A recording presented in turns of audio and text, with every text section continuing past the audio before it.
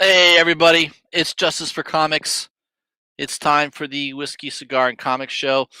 We got a special guest with us tonight. We got Biggieshaq, Immortal Biggieshaq. He has his own YouTube channel. He's got more subscribers than I do, and he's got more personality too. So that's why I always bring on guests, man. I need people with better personalities, more talent than I have, and that makes my channel shine better. So let's bring him on in. Boom, there he is. Yo, what's up, everybody? Glad to see y'all. And this is one of my main compadres in the community. I'm not here enough, dude. Big Justice for Comics.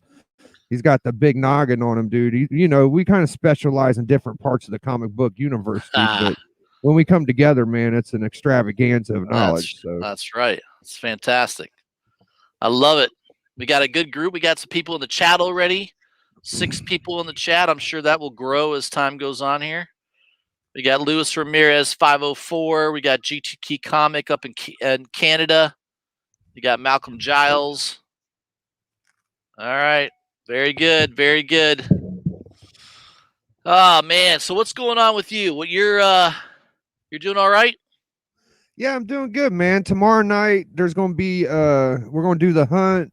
I'm gonna be going for the World Hunt Championship against what's my boy's name? Boston Chris, and who that might jump in. We'll see. He's tipping his toe in. You don't know yet, but and Nice. Besides that, you might as well call me Mr. Friday Night, brother, because right before that, I should say, it's going to be the epic rap battle. My boy Comic Head 84 is the champion. Oh yeah. And there's going to be 4 competitors, and your boy is going to be one of the 3 judges for the rap battle. So I got a couple shows tomorrow, but besides that, just trying to keep my health together, trying to cut down sugar. You can't enjoy these books unless you got your health. What good are the books if you're in a fucking 6-foot hole? You know what I'm saying? Yeah, that's true. That's very true. Yeah, we're all having to try to watch our health a little bit. I'm always working on it. It's a work in progress. All right, man. Very good. You got the belt on. You got the necklaces. You look good. You look like you're in form tonight. Well, I did. I think I know I've lost about 25 pounds, so I am looking pretty fucking good. And then I trimmed my beard up, got me a haircut, and trying to. Yeah, you look good. Thanks, man. I appreciate it. You don't look too bad yourself. You look like you're enjoying life and having a good time, healthy. I look okay for an old man. There's a lot of gray in this beard. That's the age to me. So just trying to stay strong. Yeah, well, your personality and your energy don't show that at all. You know what I mean? So. Well, I've always been immature, so that helps.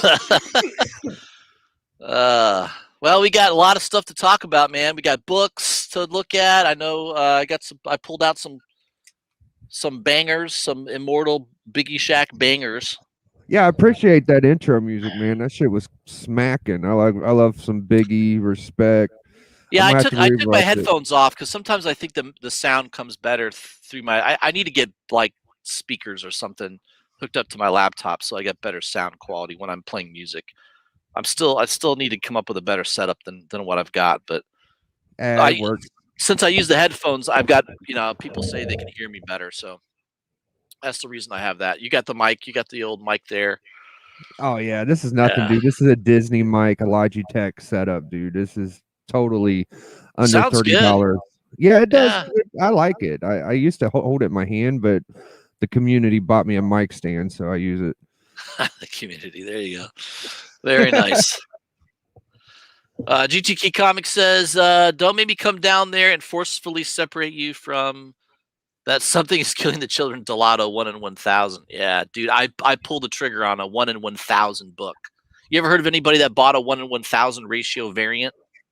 I think I did, but the time I asked them about it, they thought I was crazy. So I think you're the first person I know that has a 1 in 1,000 because I imagined somebody did. And then when I asked them about it, they was like, huh? Yeah, I pulled the trigger, man. I did it. That's crazy, bro. Was it a good value or what? How did that work out? Dude, I have no idea. It could be genius. It could be disaster. Wow. Right? It could go either way. Because first of all, it's on that House of Slaughter book, which is a new series by Boom Studios. Yeah. It's going to be about Aaron. I guess the character's name is Aaron Slaughter from the House of Slaughter. So it's a new series. The print run's going to be super high, though. So I don't know how many shops ordered 1,000 copies to get one of those. Probably at least, I'm going to say at least a dozen shops, maybe a little bit more, but I don't know. We'll see. So it could be a brilliant move or it could be an absolute disaster. So, hey, I've pissed away $1,000 on other shit that I can't even remember. So it wouldn't be the first time I lost money on a comic book deal.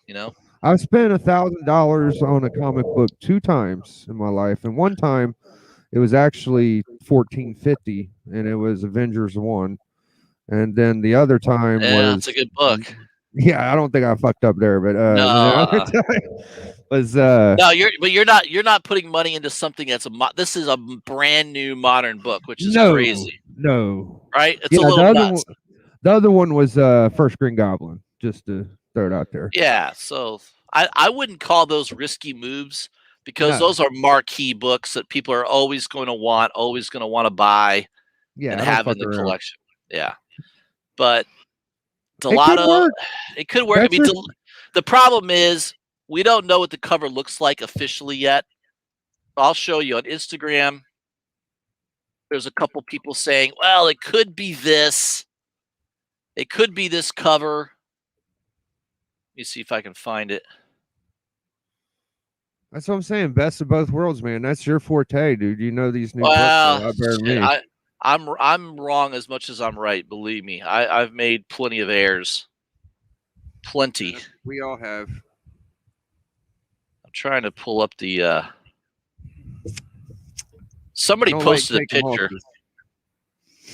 That's not my game. I don't like. Honestly though, when you're buying thousands of comics, you're losing because you ain't gonna be. I mean, all the time and effort to have to sell them and shit is ridiculous, bro. It's not. I know. You're better off putting your money into older books, as high grade as you can afford. Sure. Right. First appearances. Well, shit like that. You can buy new books and flip them and get older books. That's probably the ultimate best way because, if you could get them for cover and sell them for $40-$50, then that's a fucking really good win. Yeah, I'm gonna see if I can pull. All right, I think I got it here. Let me share my screen. Yeah. So everybody can see what this might be the cover. I don't think it will be though. Let's see this. You don't even know what the fucking cover is. I know. It's fucking crazy, isn't it? Immortal, man. I'm a gambler, buddy. I'm a gambler. Wow. So that could be the cover right there. That's a Delato painted image that he did. I think about a year ago. I think he did that. Looks like a heroin addict. It does. So I don't know if that's going to be the cover or not. I'm thinking it won't be though. I'll tell you something interesting, man. I don't know if you get into conspiracies much and shit, but yeah. Do you ever remember the Denver airport murals and the paintings and all that shit? Yeah, I've heard about that. I was thinking about it, and they have one specific painting where it's just a bunch of kids in gas masks and shit. And I haven't heard anybody talk about that lately, but we've been running around for 2-3 years with these masks on our face. It just made me think subliminally, like that's kind of interesting. Somebody may have predicted that, maybe, huh? Yeah. It's all up to it's their plan, dude. We're all wearing the fucking masks like in the Denver airport mural. So who knows, dude? Yeah, I mean, people are kind of like sheep, right? You can manipulate people pretty easily, I think, right? They do it all the time. Oh, dude, you know what's funny is everybody just says that King in Black was a shitty book. I mean, if you look at it open-mindedly, most books end with the bang, and that one started with the bang, so I'm not mad at it. I think it was a good series, but 95% of the community is like, oh, that fucking series was shitty. Yeah, I didn't think it was too bad. I didn't think it was terrible. No. I know Kate's, I don't know what he's in the news a little bit lately. I don't know. I think he's a good writer. I think he's one of the top guys. I think Tinian is still the king of writing right now. I don't think anybody matches his skill. I got a weird vendetta with Tinian because I'm pretty. Everybody knows I'm pretty much New Comic Book Day anti. I still buy him, but so I look him up. I go to look the guy up because I want to see maybe why I don't like the guy so much, you know. And first of all, I didn't know he was the fourth, right? James Tinian the fourth. So there's 3 motherfuckers before him. Yeah, that's right. and then so he's openly bisexual. I don't know if everybody knows that, but him and Al Ewing are openly bisexual. That does anything for somebody. He's advertising. Yeah, I mean, he's basically like he wants people to know, so and which is awesome. Well, he goes to a con, you know, maybe somebody strikes his fancy and he doesn't want to be limited to just women or men. Right. He's an equal opportunist. So, all right, whatever floats your boat. I just thought it was interesting, but I would think that, like you were saying, like caught in the moment kind of shit. I think Kate's has been crushing it a little bit longer than Tinian, and Tinian is just really fucking hot right now. So I would say Kate. We'll see until Kate's drops some more shit. Now, here's the difference for me. Kate can't write indies for shit, but you give him a main super character, that he does pretty good. Yeah, he's good at taking good established characters, and then he'll pull something unique out of that character, out of this past, right? I mean, I love how he tapped into Carnage, and especially with his past, I thought that was pretty smart. Absolutely. I like his Venom run. I mean, Null is a great creation. I mean, he stole that. It's really Elric. If you don't know who Elric is. Oh no, yeah, I totally agree. He's totally Elric. He totally bootlegged that off of something else. But I think it's like they all do that. They all do that, right? Conan 14 or something. First Elric, somewhere around there. I got a copy of it. I have it as well. Yep. So, but I like how he takes a little twist on things. So yeah, I like Kate's writing. Yeah, let's break down Tinian a little bit. What has Tinian done well? When he took over Batman, he kind of people were kind of shitting on him when he first started, the way I remember. Yeah.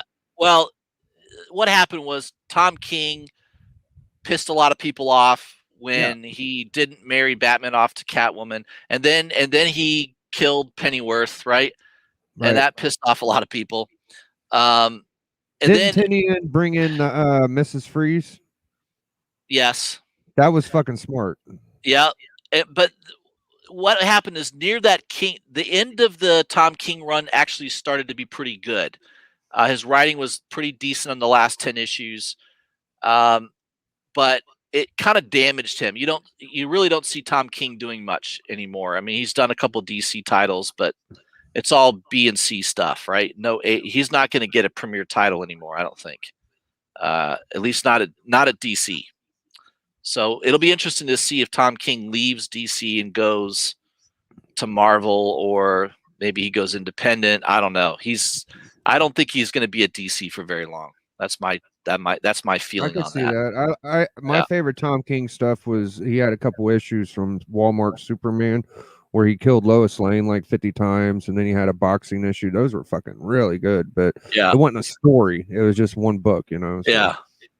Yeah. I mean, I've read a lot of his stuff. Mr. Miracle, some people liked it, some people didn't. I liked it. I mean, I saw what he was trying to do with it. That was good, yeah. Yeah, Sheriff of Babylon, I thought that was pretty good. It was decent. It probably didn't need to be 12 issues. He probably could have done it all in 6. So he kind of dragged it out a little too long. But overall, he's an okay writer. It's just lately, I think he's definitely in the doghouse. So we'll see what happens. Maybe he'll redeem himself at some point. I like a comeback story. Maybe he'll redeem himself at some point in the future. But Tynion, yeah, Batman, he did okay with Batman. Something is Killing the Children was a great read. I've read almost every issue, and it's good. It's very solid. The one. Yeah. And that book, name another indie title that's been as successful as Something is Killing the Children.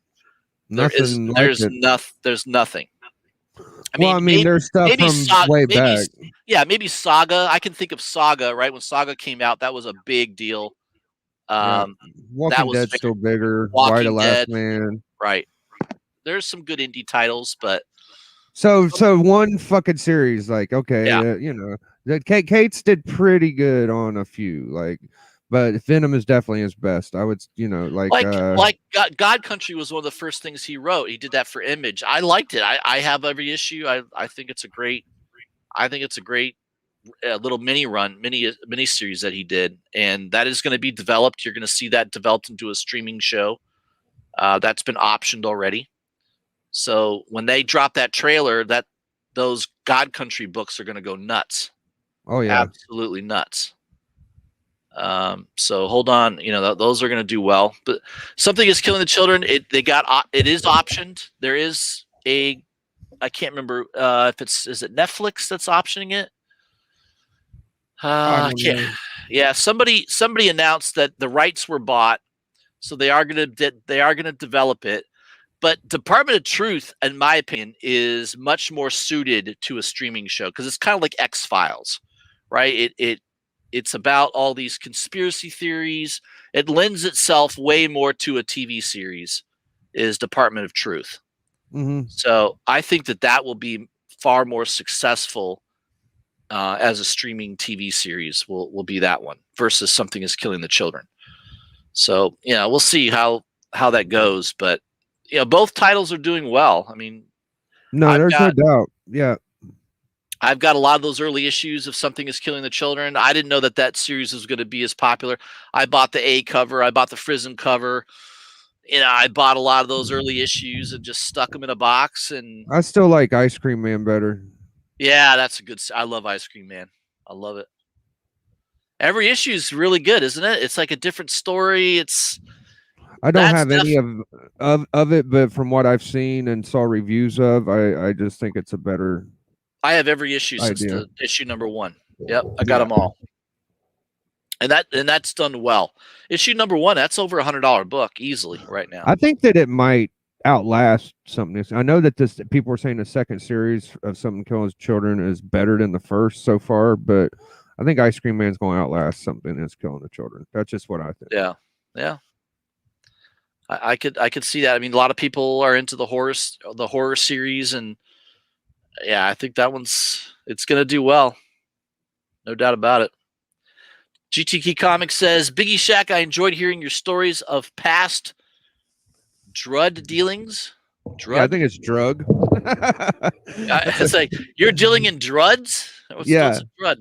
And you're fending off group assaults and then rounding up a posse for revenge. Awesome, bud. There you go. Yeah, I told that story last week. I'm gonna keep the stories coming, GT Key, dude. Just hang in there and you'll see them coming, brother. There you go. Luis Ramirez says NWA for life. Absolutely. Very nice. All right, so real quick, so that's possibly the cover for House of Slaughter #1, the 1-in-1000 ratio variant. I don't think it will be. I think it's all just hype. I think somebody wants that to be the cover, but I don't think it will be. But either way, I risked $1,000. I put down $1,000 bet that book does well, and if it goes to 1,500 to 2,000, I'll probably sell it. So I'm not a long-term holder of this book. I'm gonna probably just try to flip it and make a couple little, maybe make a few bucks, and we'll see what happens. Wow! But it's a roll of the dice, man. That's what these ratio variants. They're all a roll of the dice, most of them. So you'll get your ratio whenever everybody else gets #1. Yeah. Okay. So I bought it off a dealer that posted it on eBay. He was asking $1,150 for it originally. I offered him $900 originally, and he said, "I'll knock it down to $1,000." And then I came back with like $950. I think we settled at like $975. Wow. And then with taxes, I think it shot it up to about $1,000 with taxes. So I mean, there were a couple stores that sold it out at $1,300 and $1,400 pre-order. So nice. I didn't pay the most. Somebody else paid higher. So I don't know. We'll see what happens. But it's a risk, man. It's a big risk. I hope I'm right. I mean, it looks like the shit that everybody's fucking jerking each other off about. So I don't know why the fuck it wouldn't be good. There you go. That's what's going on. I think you're right. Yeah. So the other thing I was going to show people real quick was this Boom Studios. This is their website. There was a Magic the Gathering, which I'm not a big Magic the Gathering fan. I didn't, I wasn't into the cards. I know there's a lot of people that are into that shit. Yeah, that first Gen 1 cards, dude, those things were stupid expensive right now, bro. Yeah, and they get them graded and everything. Is that right? People. Oh grade my god, my dude. Fuck, you make me. I forget. Anyways, my dude had a bunch of them, and he sold them and bought a bunch of timelies. Like, I can't believe I can't remember his name right now, but it's one of DS's buddies. Anyways, yeah, like he made a ton of money and just bought a bunch of old comics, and now he's low. He got like Incredible Hulk 1, ASM 1, Fantastic Four 1, like every big book you could think of, just about. Wow. All right, I think they still have it. This is crazy. Let me see if they. Let's see if they still have it on their site. It's finally unavailable. There were at least 3 or 4 of these available today on their website. This is the Frizen 1-in-100 copy for $100. They had this for sale today. I messaged a couple people on Instagram about it. I think one of them ended up buying it. It's this book. This is the book. That was on Boom. This sold out weeks and weeks ago. This came out probably 3 weeks ago. Sold out. I've only seen one listing on eBay since this book came out. Only one listing. That's it. Wow. This book is super, super rare. And they had like 4 of them for sale on their site today. So I don't know. It's going to be very interesting because if you go to eBay right now, and look under. They're like $300-400 books, right? I think somebody's asking. I think starting bid is like $350. I think. Yeah. So this is basically an auction with a starting bid of $350. Yikes! And that's the only one for sale. That's it. And this was the same guy. He had it for 6 days with a starting bid of $500, and nobody bid on it. So he redid the auction and lowered it to $350. And there's no bids on it still. So I don't know. What's this book worth? I don't know. The problem is it's a rare book. It's a cool cover. It's Frizen. Obviously, Frizen's popular. But are there a lot of Magic the Gathering comic book buyers? Are there a lot of people that are interested in buying Magic the Gathering comic books? I don't know. I think that's the big question. So, I mean, I definitely think it's worth more than $100 book. Seeing how all those copies dried up on Boom Studios' website today. It's a nostalgic character, you know, Medusa. Yeah, it's pretty well known character. So, and Jenny Frizen, a rare Jenny Frizen cover. I mean, people love her freaking artwork. There's a lot of people that will buy Jenny Frizen books, even though they don't even read the comic book. So, you know, that's a whole different type of collecting. Just like there's people that buy Delato art, you know, they don't even read the book. They just buy it because it's a Delato cover.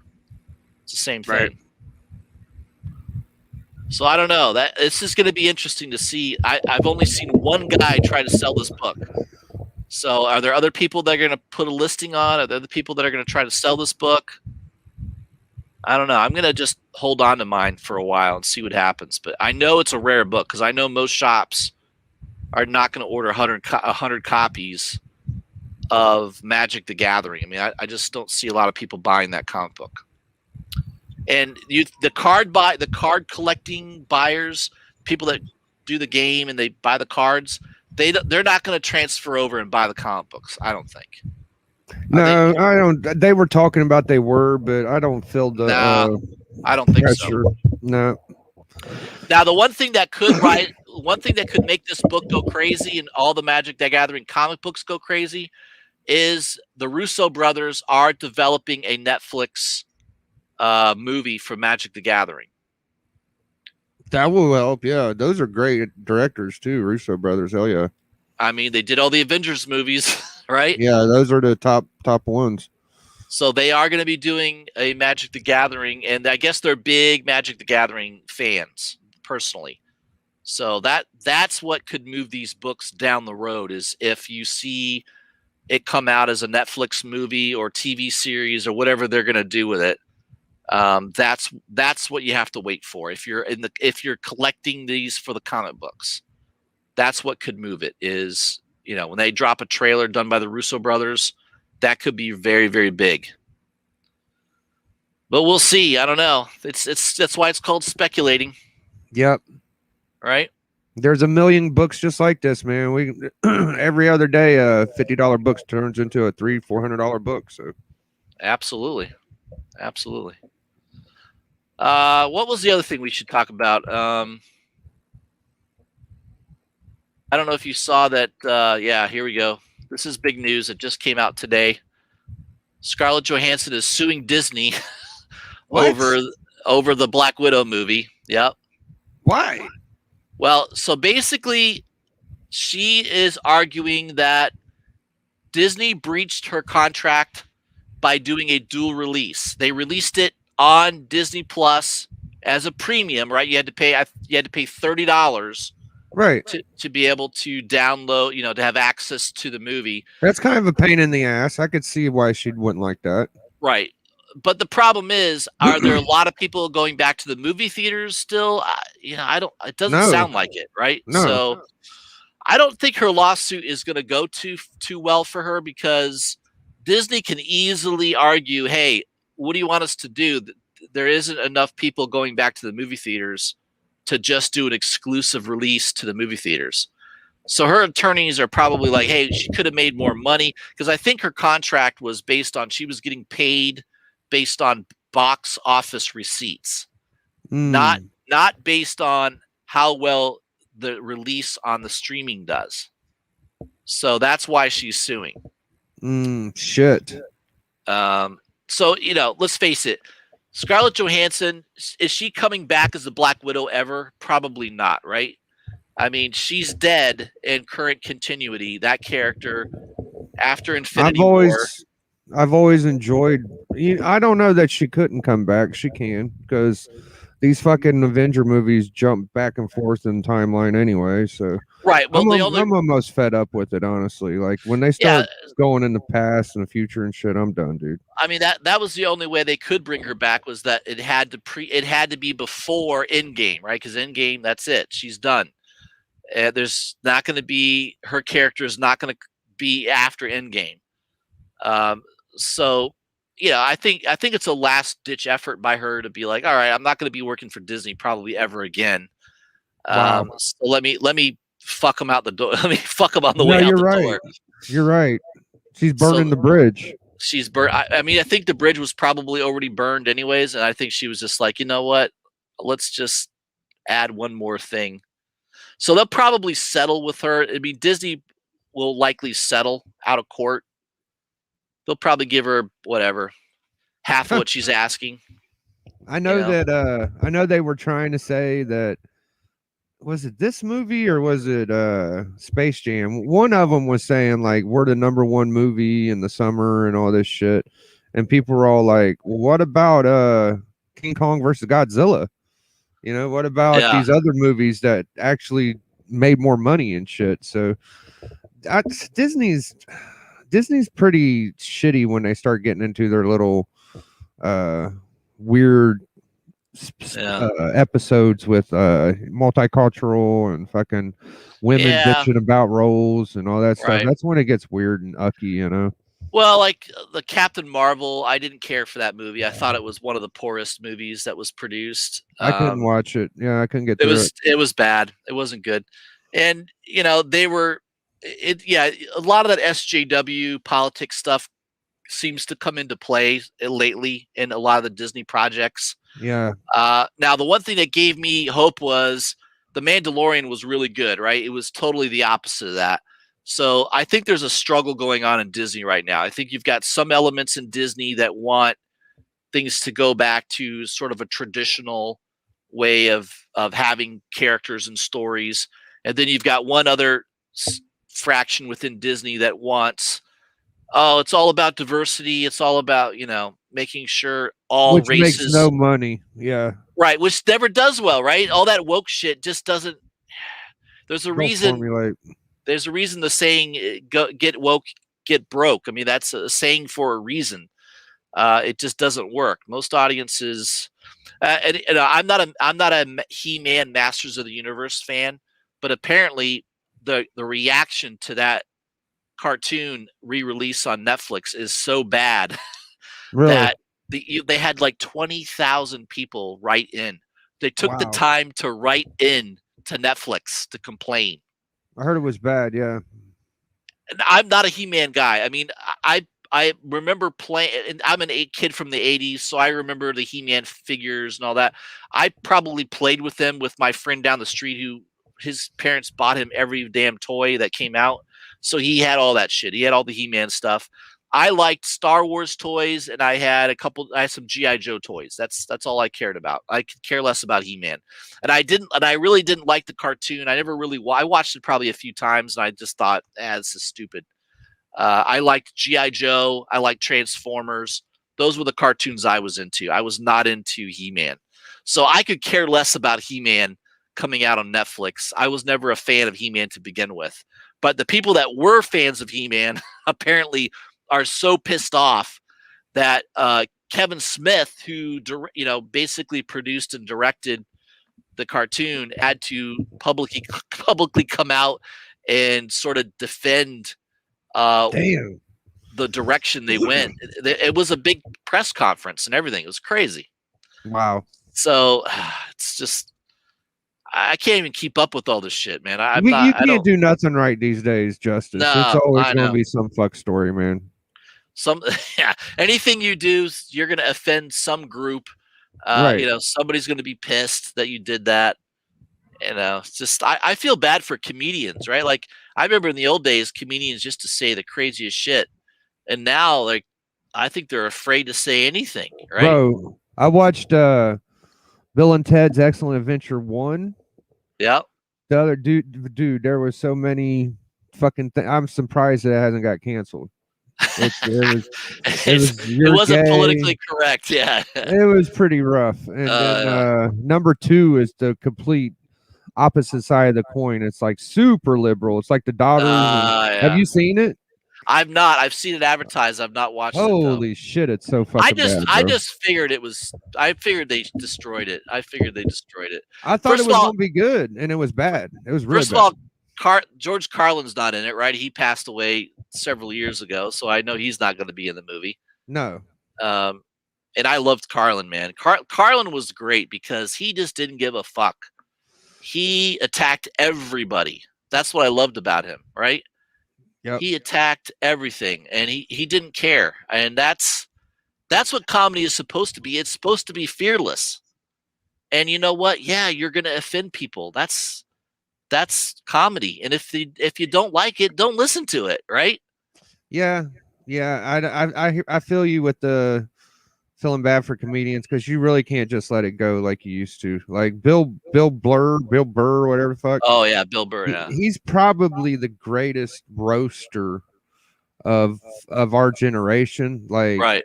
Yeah. Before him was probably Pryor, but now Bill Burr, and I don't know how. I'm sure he could probably be a lot better if it wasn't so socially dynamic. Well, that's why he's so smart, man. He's really smart. He is, and his last special was on Netflix. I think he did it in the UK, and that was over a year ago. And he even says, recently, he's like, yeah, I'd have a hard time doing that now, just because of all the shit that's in it. Because he attacks feminists, right? He attacks everybody, and good on him for doing that. I mean, I think he is a great comedian. He's smart. Mm-hmm. One of my favorite comedians of all time was that Louis C.K. Remember him? Mm-hmm. And then, of course, he got caught doing, I guess, being a freak nasty, jerking off. Well, he jerked off to women that he asked their permission to jerk off to. This is what's so a lot weird of these about that. A lot of these comedians would be like, "Hey, you want to join the pack?" and all this shit, and they would pick up chicks all the time, bro. It was so fucking normal back in the 90s and shit. Now you cannot do that. There's fucking really bad stories about some of these comedians. Like who was the fat guy? The fat white dude? He used to have some horrors. People would say he was just like Farley, Chris Farley? No. It was like he was like a road comedian. It was like Louis or something. It was a big fat guy, like 400-pound guy. I'd have to look him up to tell you. But I heard like one of his little sidekicks telling some stories about the shit he used to do, and all the comedians, like I think even Joe Rogan, all them fuckers do it, dude. All of them. Yeah. Fuck chicks and let the chicks do comedian shows. Oh, Sam Kinison. GT Comics says Sam Kinison. It was after him. I'll look it up. After him? Oh, okay. I'll look it up. Yeah, Kinison was one of those guys that just didn't give a shit either. He talked about whatever he wanted to. You know who was like that too was Rodney Dangerfield. Rodney Dangerfield didn't give a shit. That was one of my favorites. Yeah. He would go to meetings with executives about a movie, and he would show up in a robe, and his balls would be hanging out. Yeah. Of his robe. That's real shit. That really happened. He didn't give a shit. No. Perry says Louis Anderson. Was it Louis Anderson? It might have been. It's Ralphie May. It's Ralphie. Oh, May. Ralphie May. Yeah. He died, didn't he? I think he. Yeah. Did he have a heart attack or something like that? Yeah. He was a fucking beast on the road. He would just didn't give a fuck, bro. He didn't give a shit. Yeah. No. He was funny though. I remember that he was funny. Yeah. I can't remember who was telling the story about him, but they said he was just really savage. Oh man. And then Perry says Joey Diaz. Oh yeah, he was on Rogan's show a lot. Joey Diaz, I think. Yeah, he was pretty crazy too.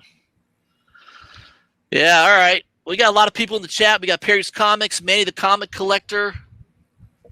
We got Bub Collects. Bub's always in the house. Very nice. We got a good representation tonight. 12 people. Yeah, Justice, if you don't care, I'll just show my little week and a half haul. I got to take a piss really bad like a racehorse because I've been drinking all this water. Go ahead. So I'm going to show these books. I'm going to go take a piss, but I'll be right back. Yeah. So we got that Kane. Kane Lives. I've seen everybody posting this. I don't know. It's a cool looking book. Secret Invasion 1. This is the good one you want. This is like a little more older. All right. These are all like cover or less, like dollar books to $4. This is her first ever appearance. This is before Amazing Fantasy 1. This is the preview. So that's super cool. Really glad to get that. I got this Moon Knight 2 for like $1 or $2. And it's a banger. Beautiful. I don't want to blow y'all's mind too quick. So we got Wolverine 155, the Hulk 340 homage with I believe this is Layfield on the ones and twos. This is a good book. This is like a $40-$50 book, surprisingly. I didn't know. I just got it because it looked cool. I'm a Deadpool fan. We got the first Nomad. I love this shit. This is some Kirby action for you, brother. Captain America 180. Very nice condition. And then I had to get this one today, which I did spend too much on. I spent $30. It was actually 28 taxes. Ended up being 30. But Captain America 168, first Baron Zemu as Phoenix. Baron Helmet Zemu. And this is actually Sal Buscema, which I don't have much Sal Buscema, so that was kind of cool. And then we got X-Men 205, Barry Windsor Smith. Only thing I don't like about this book, he's got underwear on. Every time I've ever seen it, it looks like he's naked with just like a He-Man dick or something. So that makes more sense. Look how his whole fucking arm is mangulated. That is sick as fuck. I do like this book a lot. It's a wonder that ain't worth more money. But here's the ultimate banger, brother. You know your boy Biggieshaq. He don't fuck around with them itty bitty bullshit books, dude. So when I say this is a big boy book banger, dude, it better be a big boy book banger. So I got this one for cover, brother. We got that first Amadeus Hulk for $4. It's like a $250-$300 book, brother. That's how I roll, man. So this is pretty much the pick up the year right here. I'm glad I could share it on my boy Justice's. Oh man, it's an awesome book. I can't believe you got that. Yeah, $4. I need to go shop. I need to shop in different shops. I don't know. My shops don't have that shit. I never find anything like that. I'll be right back. Give me 1 minute. Go ahead. You got it, man. All right, everybody. I'm back. So let's look at some books here. I was pulling out some books I had on the floor here. And I got some good stuff here.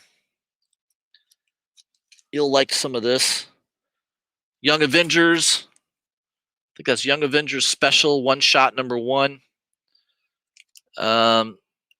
It's not a first appearance in there, but I know a lot of people like to collect that. And this is the one that I probably should get graded at some point. I don't think this is a 9.8 copy. It's probably going to be, I'm going to say a 9.4 to 9.6, but still a really good book. Maybe if it got pressed, I could get lucky. Yeah, the standards of CGC have dropped in recent years.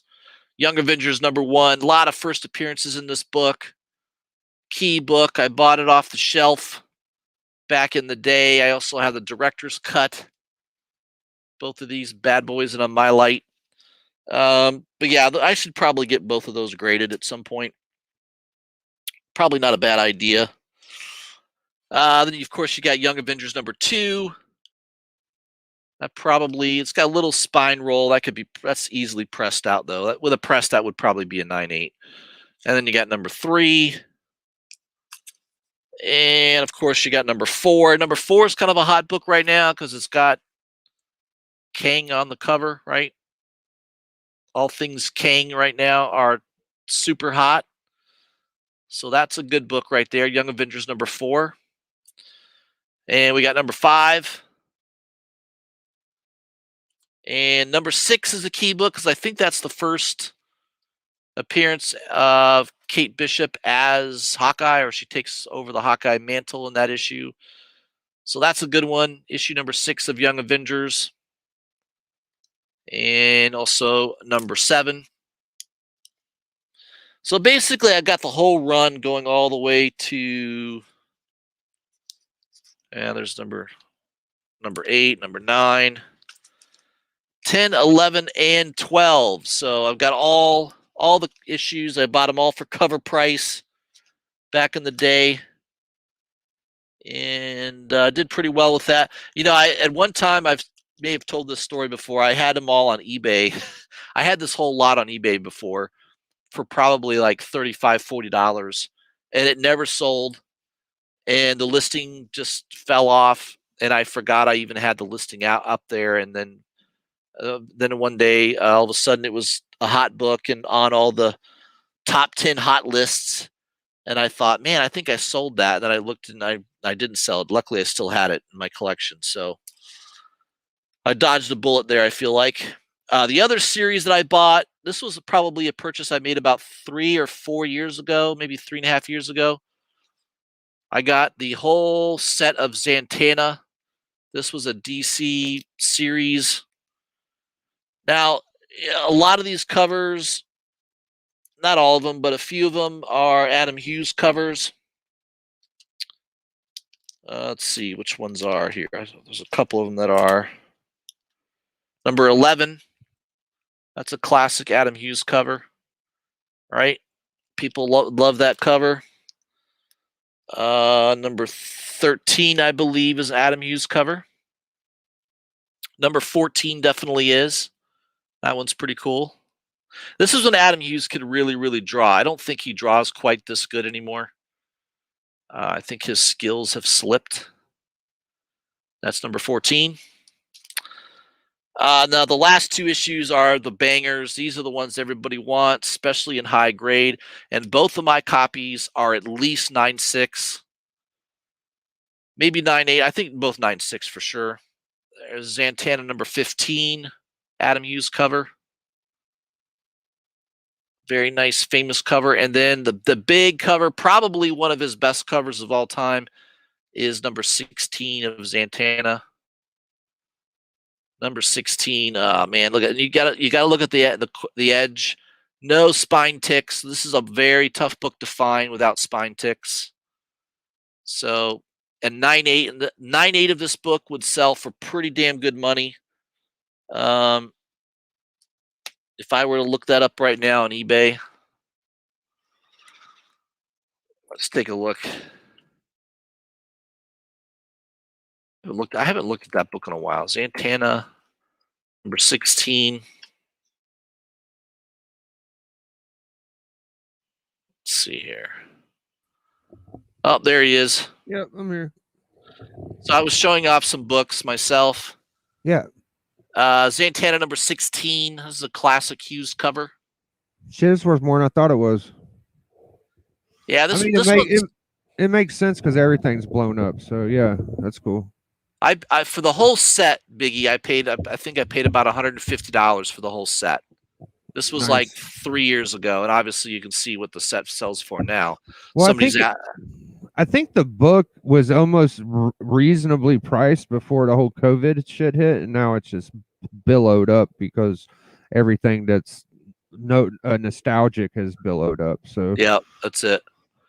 Like this, I mean, look what it goes for graded. $98,000 $1,000 are asking for that. Crazy. That's a good price. I could see that. So mine's probably not a 9.8. I would say it's definitely a 9.6. I think mine's a 9.6. If it had a press, it might be I don't know. I'm going to say it's probably GPA around 800, I'd guess. Yeah, I would say if this was pressed, because anymore, if you got a book that has, if you look at it and has a couple little dents on it, that's shit that could be pressed out, you know? As long as there's no color break can't be pressed, right? They can't do nothing about that. But if it's got little teeny dents, that's all shit that can be pressed out. And anymore, if you're going to send off to CGC, you're almost guaranteed to get a better grade if you ask them to press and clean the book. You know, it costs extra money, but it's going to be worth, especially on a book that potentially could be worth $500 to $1,000. You know, it's worth spending an extra $20. $25 or whatever it is to press it. That's a serious book. If you're looking high grade, you want it to be as nice as it can be. Yeah. But even if it was 9.4, it's a $400 to $500 book at a 9.4. So it's a pretty good book. I was going to show. I got a couple other books here. I got this in the mail a couple days ago. This is a Mike Mayhew Moon Knight #1. So Moon Knight just came out. They're rebooting it, and that's an homage to the original, which I have as well. The original is the Scotty, what's his name? Oh shit, you're right. Stephen Platt, right? It's pretty similar. Pretty similar, right? Yeah, it is. It's basically an homage to it. I mean, they can't keep up with Platt's lines and shit, but it does look like it. The detail on this. What's funny is Platt put so much effort into his covers, but the interior art was shitty. It was terrible.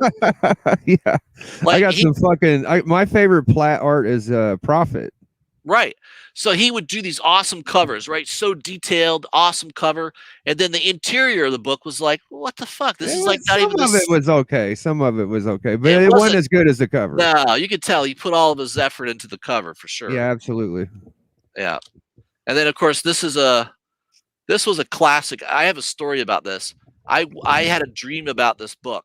I woke up, looked at my phone, went on eBay, and this was for sale for $50. And not only is it out of here. Yeah, I had a dream about it, and I woke up and bought it. Not only does it have no spine ticks, which you know how hard this book is to find with no spine ticks, it also has the white dot. Oh, it's the white dot variant. That's funny. You brought up Moon Knight because I got this one sitting here. I wanted to show you. You got that one? Oh, I don't. This is his first appearance as like in the suit Moon Knight. Yeah.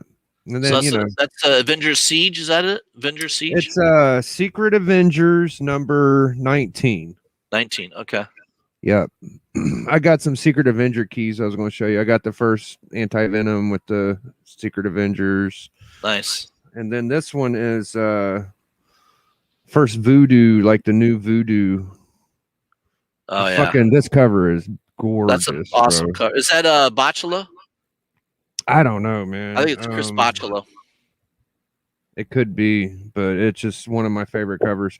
You know what's funny is through all the years I've been collecting, man, is I swear, man, out of like the main Marvel groups of family characters, Avengers seem to be the most important shit. Yeah. Because there's so many keys and all the little runoffs and they're still doing good. Yeah, it's just that's my perspective. Is I would say X-Men, Avengers, and Spider-Man. Those are your some Hulk. Obviously, Hulk has some pretty keys in there too. FF's pretty good. Yeah, fantastic. Yeah, I mean, I think if you just collected those 4 or 5 titles, you would have done pretty damn good over the years, right? If you just collected all those. There's so many damn keys and all the Avenger runoffs and the main Avengers. Oh, yeah. And it's ridiculous. I would put them in front of FF, and then I would say, I don't know, it would be hard for me to pick a third, but those two are definitely my top 2. I've gotten more keys out of Avengers, West Coast Avengers, New Avengers, Secret Avengers than any fucking thing else. Yeah. No, I agree with that. I was a big X-Men fan back in the day, so I had a lot of X-Men books. I collected a lot of the Jim Lee run, back in the day. I collected all that. And last year I went and bought a bunch of X-Men books. I got them right here, in fact. See if you recognize any of these, man. All right. I probably won't. I'm pretty good at picking up on keys, but we'll see. All right, I'll pull out a stack. All right. I don't think this is a key, but just a cool cover.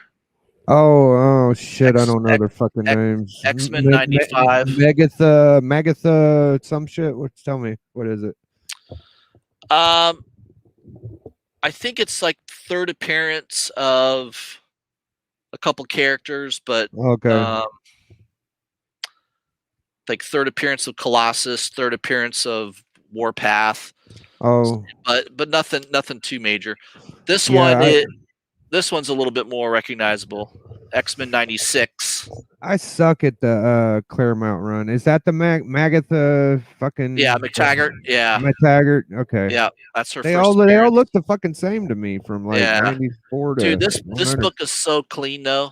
Like I got a really nice high grade copy. I love that Storm. That Storm looks killer on that cover, dude. Yeah. Such a nice high grade copy, man. And then 97, that's a cool cover of Colossus and Havoc going at it. Yeah, I got a killer. Battling. I got a couple cool X-Men I'll show you. All right.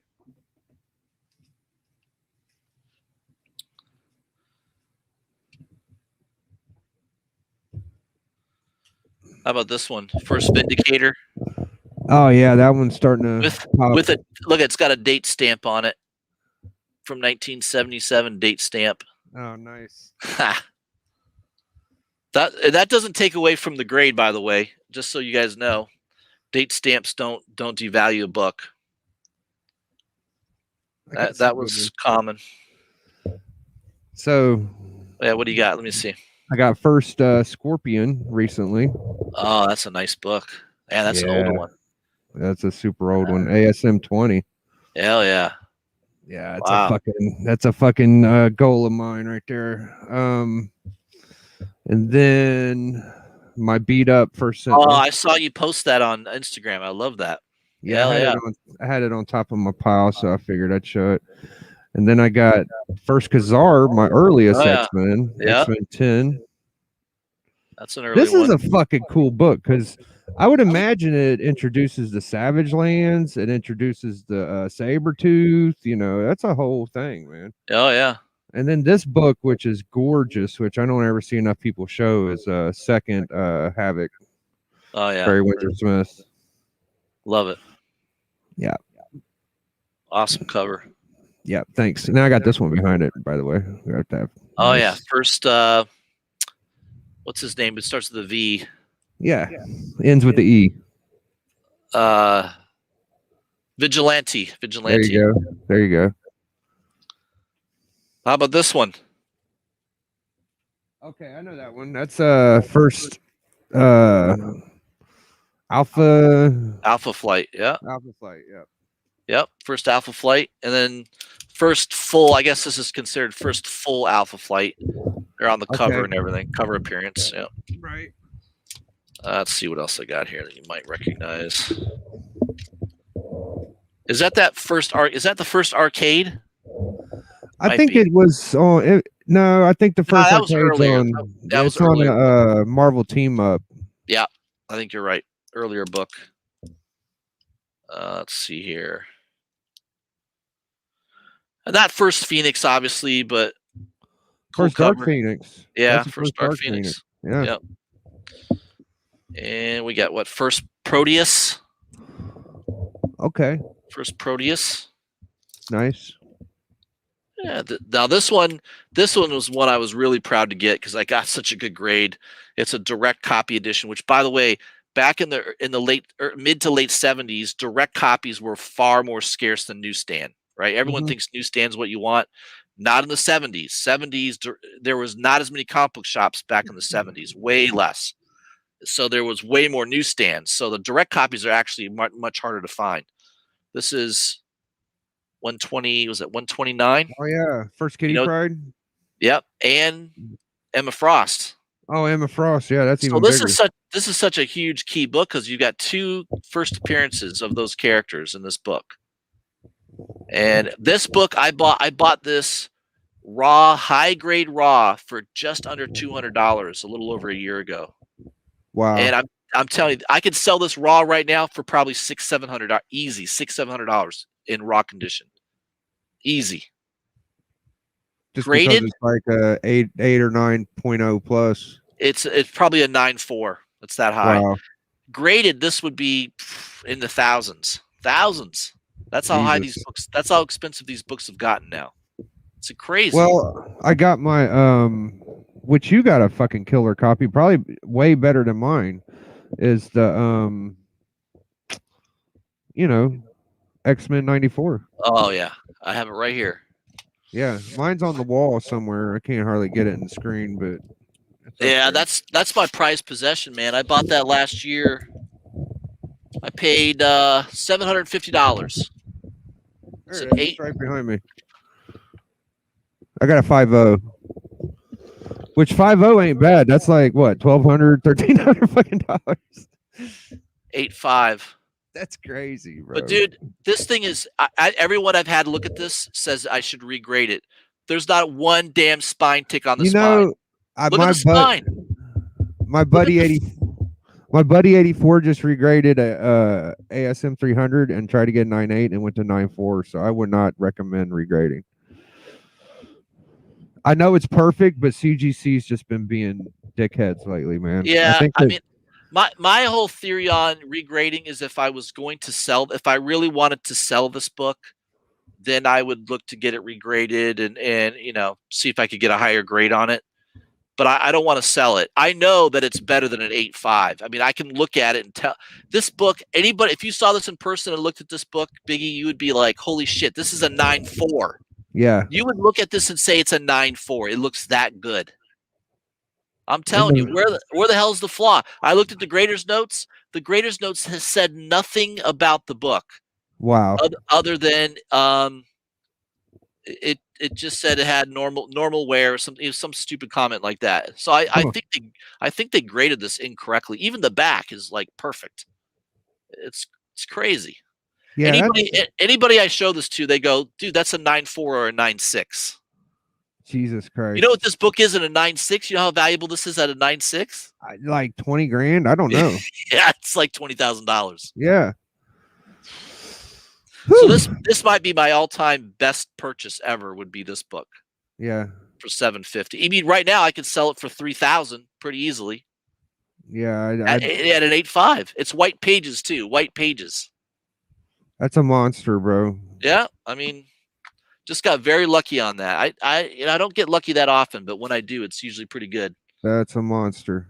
Yeah, but man, I love that book. You got what, second appearance of all of them? All of them, right? Like all of them, except for Wolverine. I think Wolverine's second appearance is Giant X-Men #1. But the best part, though, in my opinion, about that book, I love that book. I love it more giant size. It's the first beginning of the Claremont run, right, which means it's the beginning from the old Kirby reprints, right? And that's history, man. Yeah, like it's the first book in the ongoing series. Not Giant Size don't have shit to do with the ongoing series. Fucking X-Men 94 does. Right.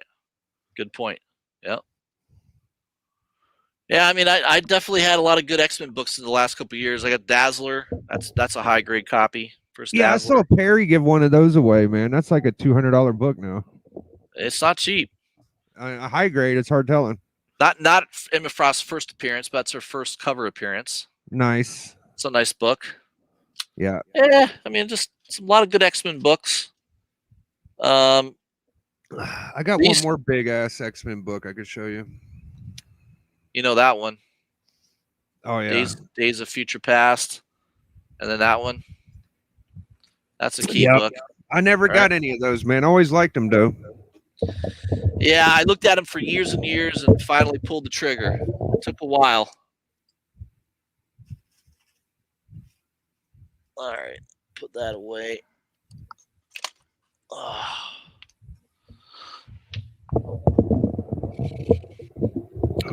So my luckiest book, it always costs money to get books that you're lucky with, is of course my Avengers 1. Oh yeah, love that. God, I don't have that book. That's a huge key book. Yeah, it's one of the more cool books in my collection. And then that one I talked about earlier. Yeah, that's a huge book. There's my two monsters, and then I got lucky enough to get this one, which I adore. First Galactus. I love that. Yeah, man, those are big books, man. Huge books. But for X-Men, this is like besides my 94, this is probably my best. This is my first Juggernaut. Oh yeah, that's a book I want bad. That Juggernaut. That looks like a nice copy too. It's not bad. It's around a 3.54. Yeah, shit, that's an expensive book now, man. I looked at that book a year ago, and I could have got a nice, pretty high grade copy, like an 8.8 or 8.5, for around $1,200. Forget it. Now that's doubled. It's doubled since then. I tell you, a pretty fucking book I got, man. That it just sticks out like a sore thumb. Is this, and it's got a painted spine, or it's got a taped spine, but it still just pops like a son of a bitch. Oh yeah, right? yeah, it does. That's ASM a classic. 50. That's a classic cover. First Kingpin, right? Yeah, it's so good, man. So I've been working on my ASM lately, mostly. Yeah. Yeah, I finally got an ASM 300 last year. I paid $350 for it. It's a newsstand too. That's a good price. Yeah, it's probably a 9.2 to a 9.4 too. It's that high grade. Jeez, oh Pete. Yeah. That's one that I probably should get graded at some point. I mean, I think it would grade 9.2 to 9.4 range. It looks that good. But I'd be happy. Anything above a 9.0 on an ASM 300, I think is good. Oh, that's a tough book to get in high grade. Yeah. Very tough. Yeah, mine's mid grade for sure. Especially newsstand. Yeah, forget about it. Fucking kids just mingled that shit, right? They destroyed it. Dude, that was like in the premium epicness of all when that shit came out, dude, and all the other books, man, people were eating them up. Yeah. But that don't mean they kept them in good shape. People were just learning about boards and bags at that point. You know what I mean? So people didn't really know to keep their books in good shape. No. Right? Yeah. It's very interesting how the comic books evolve over time, right? So different. Yeah. I don't know how a lot of these Golden Age and Silver Age made it to be 8.0 plus fucking books, you know, like. And then you see like a old Batman like 8.0. It's like, how the hell did that survive? You know, it's a 100-year-old book practically. You know, it's crazy. You know, it was kind of funny. You would see like books and sandwich bags and shit, and you're like, oh, that's funny, but that's all they fucking had, man. You know, like they didn't have shit. Yeah, there was no My Lights back then, right? There wasn't any of that shit. No, I mean, CGC, all these grading companies, they haven't been around that long. They're fairly new. You know, they've not been around that long. I remember when they did pop up, there was a lot more ways of slabbing your books than there is now. Like, I think that they kind of weeded out all the smaller places. Like, yo, we got a fucking, we got what's it called whenever you get you send out an idea, a patent, like this is our patent. You can't do that now. So I remember in Wizard magazines, they had like slabs and shit you can get for $5 or $10. Like you could buy Mylar or Mylite and shit. Slab it yourself, right? Yeah, and all that shit's gone pretty much except for a few. Yeah. Yeah. Very interesting. All right. What else do you want to talk about? I usually go for about an hour. That's usually my threshold of pain on these live streams. Well, I don't know, man. I think that I'd like to point out that, you know, we did a video before where we did some speculation, and I think that should be coming. We'll do another video soon, probably on your channel, and get that out sometime, because I did enjoy that. I thought that was a good idea. Yeah, I liked how we how we did that. Yeah, I think all the books we talked about pretty much popped right after we said it too, so we did a good job. So we got to come up with another list. Yep. Old, new, maybe a mix of old and new. You're just your favorites, man. Whatever you want. Whatever you want the people to know, brother. You know what I mean? Yeah, I like that idea. Yeah. There's a lot of interesting books. I've been reading a lot of stuff lately. I think Tinian stuff's good. I like Chip Zdarsky's stuff. I always like Chip Zdarsky's writing. There's some good writers. Yeah, some good writers right now.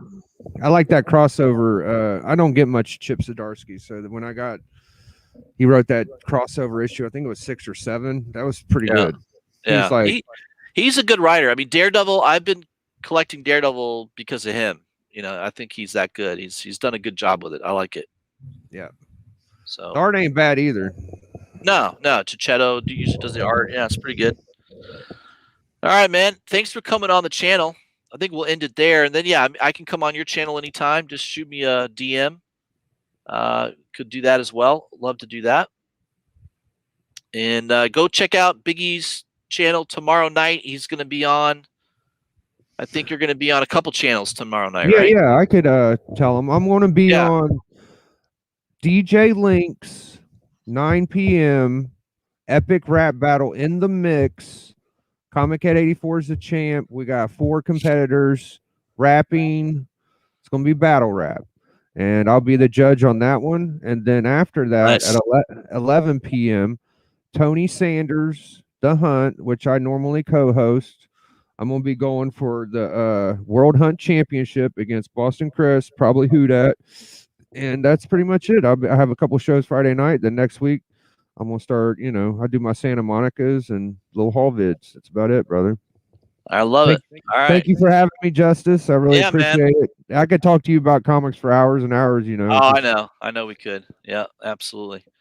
All right, brother. Thanks for coming on the channel. We'll talk at you down the road. All right, brother. All right, everybody. Have a good night. We'll see you soon.